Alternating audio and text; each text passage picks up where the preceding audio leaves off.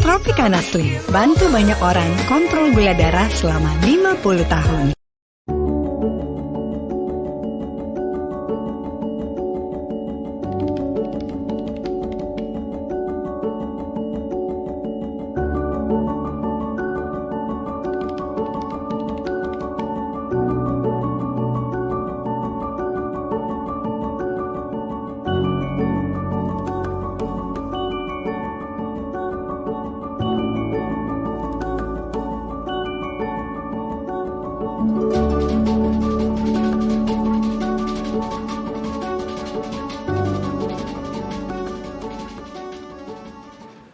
Assalamualaikum warahmatullahi wabarakatuh.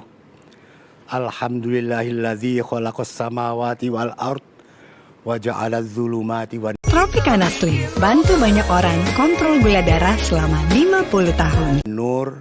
Allahumma sholli wa sallim ala sayyidina Muhammad wa ala alihi wa sahbihi ajma'in. Qala Allah ta'ala fil Qur'anil Karim, a'udzu billahi minasy syaithanir rajim. Yarfa'illahu ladzina amanu minkum walladzina utul ilma darajat. Shadaqallahul azim. Para pemirsa Kultum Ramadan TV Kompas yang dimuliakan Allah.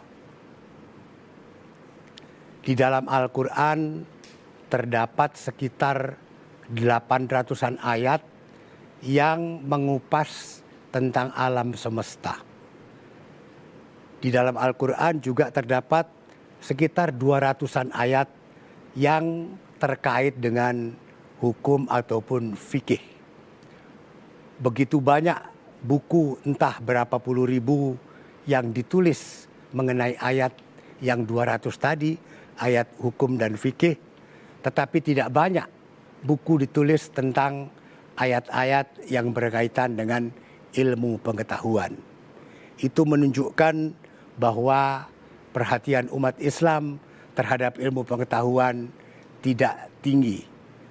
Memang pada awal-awal abad Hijriah,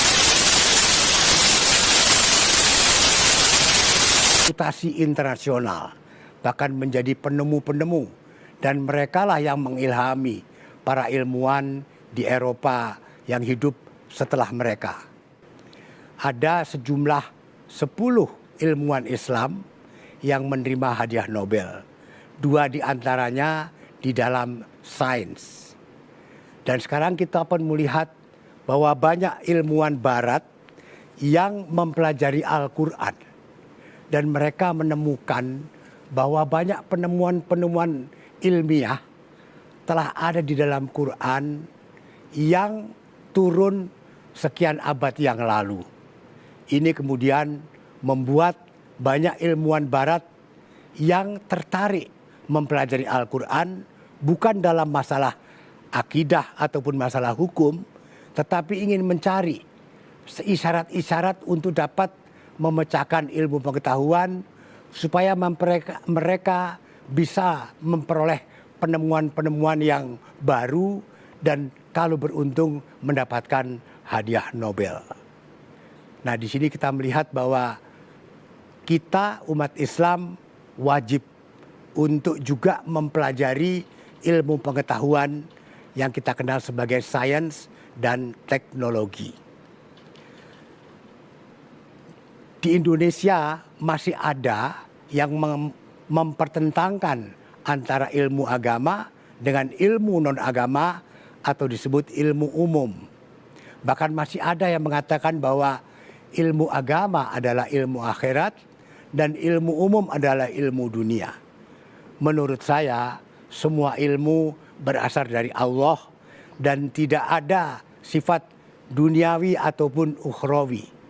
Sifat duniawi ataupun ukhrawi itu tergantung kepada niat kita mempelajari ilmu itu.